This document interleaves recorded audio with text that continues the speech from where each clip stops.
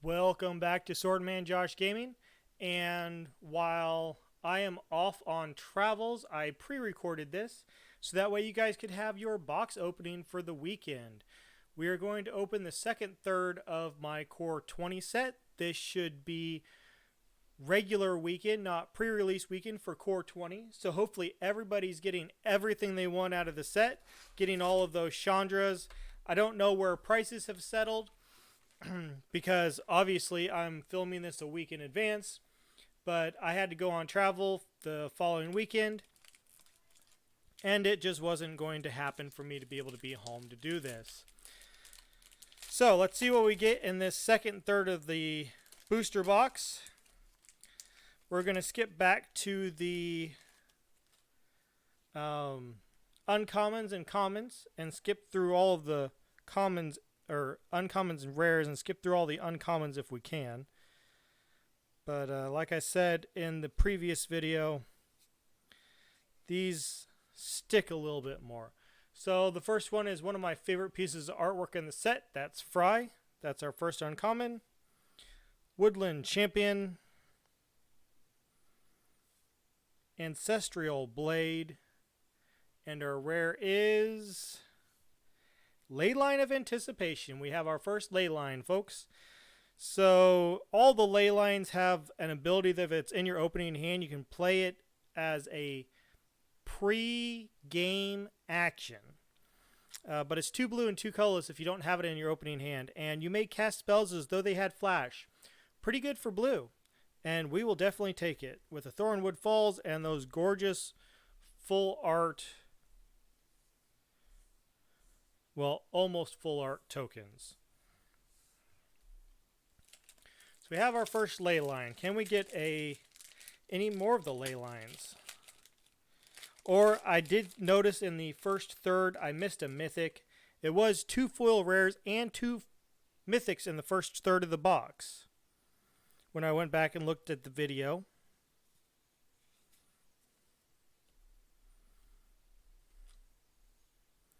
So our first uncommon is Captivating Gyre.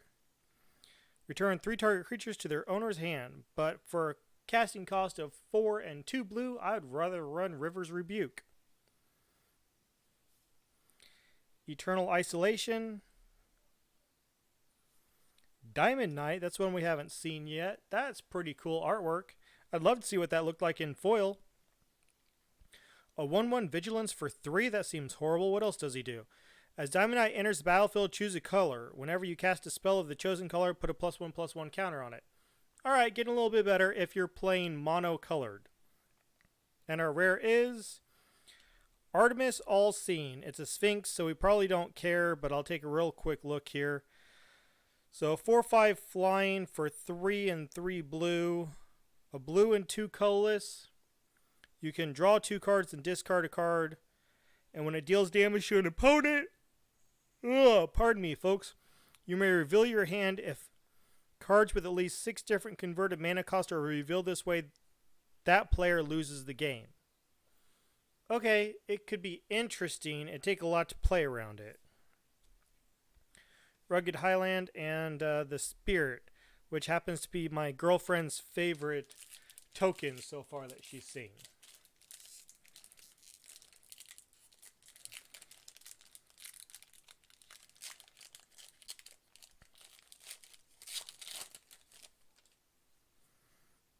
Moat Piranhas. The Moat Piranhas are really cool. That's a great turn to just stop everything. Let's go Air Elemental. Alright, there we go. So we have Air Elemental. We have Yarok's Finlurker, which we haven't seen. If Yarok's Finlurker enters the battlefield, each opponent exiles a card from their hand for 2 black. And gets, for a black and 2 colorless, he gets +1/+1 until end of turn. Sounds like a good place. Nope, not even good for Haunt because it's exile, so he doesn't get any bonuses off of it. Woodland Champion again, and our rare is Thunderkin Awakener. So it's a 1/2 with haste for 1 and 1 red. When it attacks, choose target elemental creature card in your graveyard with toughness less than Thunderkin's Awakening's toughness. Return that card to the battlefield tapped and attacking, and sacrifice it at the beginning of the next end step. Okay, could be interesting. Could give some twists on Feather, maybe? Feather, the redeemed elemental, maybe? We do have a foil copy of Tectonic Rift, which is absolutely gorgeous. Just destroy target land. Creatures without flying can't block this turn. But the foiling's gorgeous on that one.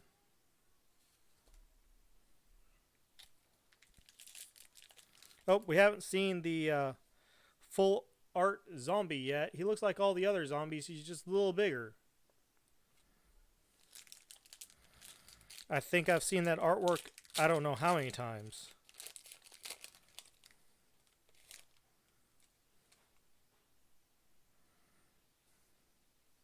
See if we can get back here. Alright, so our first uncommon is Empyrean Eagle. So other creatures you control with flying get +1/+1.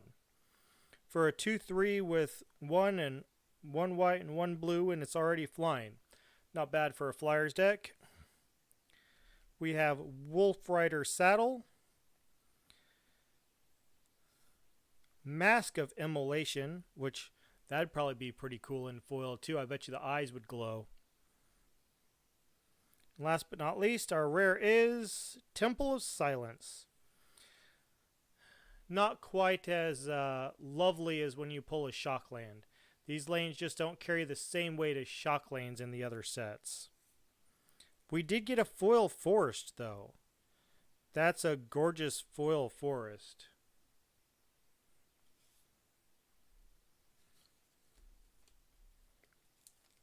So since we did pull 2 mythics and 2 foil rares in the first third of the box, I'm not anticipating much here, but I would like to be surprised.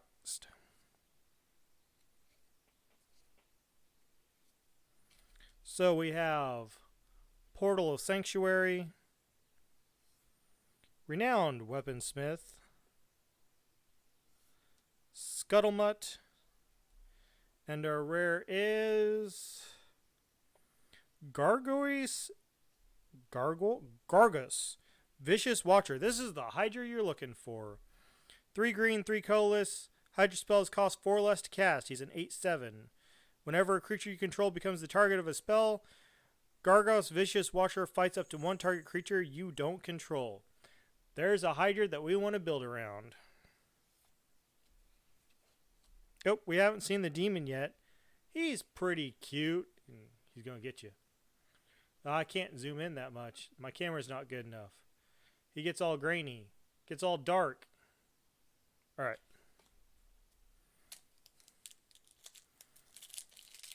Haven't seen... I think all the Planeswalkers are mythic in this set. So... it's not like opening War of the Spark when we're going to see a lot of them. Moat Piranhas. They're just so cute. Okay, there is an uncommon land in the cycle. Crypt Caves. Sacrifice Crypt Caves, draw a card. Activate this ability only if you control 5 or more lands. Seems a little slow, but in Commander would be just fine. Howling Giant. Seems pretty good. Vengeful Warchief. Whenever you lose life, put a +1/+1 counter on Vengeful Warchief. And Drakuzith, Maw of Flames. There's a dragon I can get behind. Whenever he attacks, it deals 4 damage to any target and 3 damage to each of up to 2 other targets. And since it's targets, you could do a lot of damage to a player. Little heavy to cast, but would be fun to play as a dragon commander.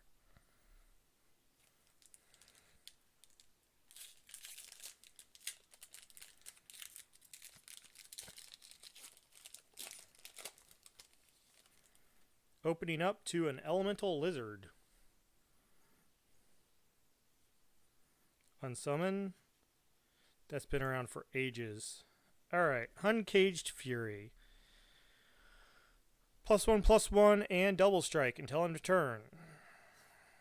Apostle of Purifying Light, protecting from black. This is the one that I thought might see some commander play for graveyard hate.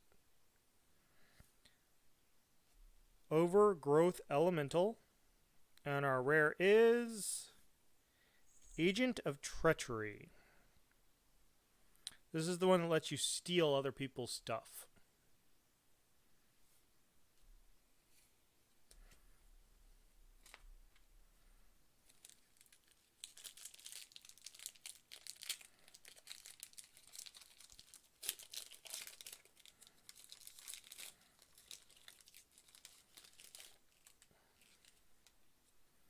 Alright, let's get back here. Sleep paralysis. Up. Getting better, getting straight to the uncommons. We got 4 packs left after this. So we have Fencing, Ace, 1/1 double strike for 1 white and 1 colorless. I think he'd be better if he had double strike and first strike. But he can still be very aggro-y. Gruesome Scourger. Rule of Law, which is going to be amazing in any prison deck and any in a lot of decks. Each player can't cast more than 1 spell per turn, especially if you can cheat out spells without casting them. Our rare is... Oh, we got ourselves a mythic. Cavalier of Flames. So that's 3 mythics for the box so far. It looks like we got ourselves a foil. We have a foil of Heart Piercer Bow. And that's a pretty foiling as well. It's bad when you're more interested in the foils than you are in the mythic. The mythic just doesn't... It's so mana hungry, it just doesn't tickle my fancy. It could be fun, but you'd really have to... And it's not legendary, so you can't make it a commander. Just makes it really hard to build around in a commander format.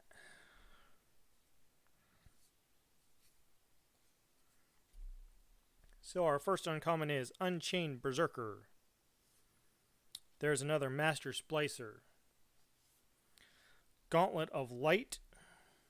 And our rare is Planar Cleansing. Destroy all non-land permanents. Can't wait to put that in some white decks.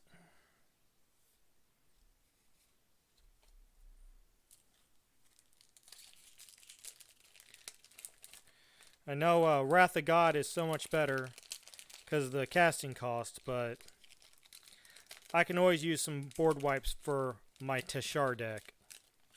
It needs some overhauling with all the new sets that have come out.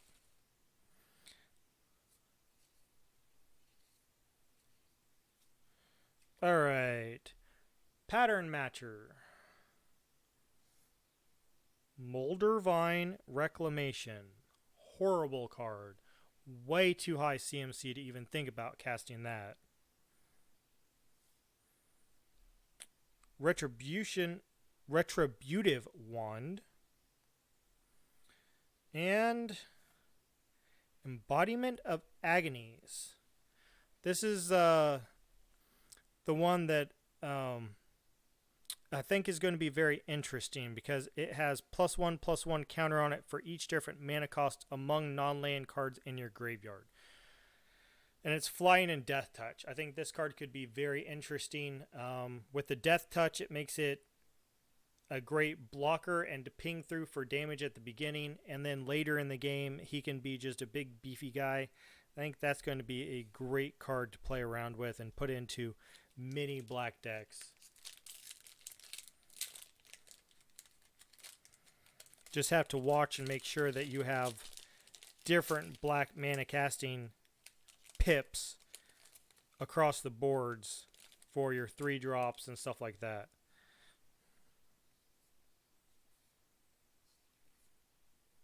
Alright, our first one is Scholar of Ages.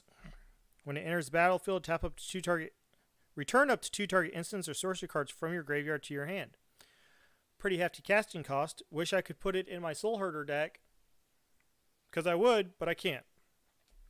Because it's a pauper deck. Flame Sweep. Seasoned Growth, and Tails In. Counter target activated ability, triggered ability, or legendary spell. With all the planeswalkers that are running out there now, their ultimates are considered legendary spells. I believe. You can correct me wrong in the comments. But if that's the case, card's going to get a little bit of play with all the planeswalkers around. And we have a foil of Gorging Vultures. He has such a cute face. Kind of makes me think of one of the faces from maybe the Labyrinth. But what he's doing is just not cute. So lots of foils in this third of the box and one mythic. So hopefully we can get one more mythic in the last third and end up with a 4 mythic box. I'm not counting on any more foil rares because we already pulled 2 of them.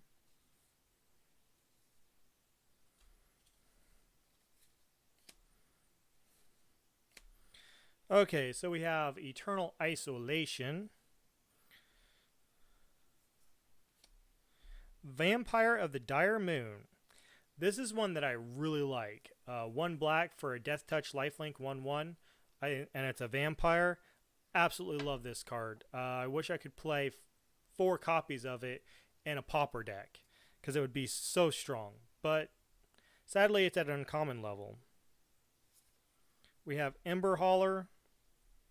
Just a cute little goblin there. With Bishop of the Wings. 2 white for a 1/4. So he's got a decent butt on him. Whenever an angel enters the battlefield, you gain 4 life. Whenever an angel you control dies, create a 1/1 white spirit creature token with flying. So angel spirits maybe? And that is it for this third of the box. Like I said, I pre-recorded this, so I don't know what the prices have done. I don't know where the Cavalier of Flame has sat or where any of these other rares have gone, so I don't know what the value of this is. But hopefully everybody else is having a great weekend. I'm on the road, so hopefully I'm doing great as well. And if you like what you saw and want to see the last third of this box, hit the bell icon and then the subscribe button down below. And as always, may Keep Calm Kitty be with you. I hope everybody has a great weekend. Good night.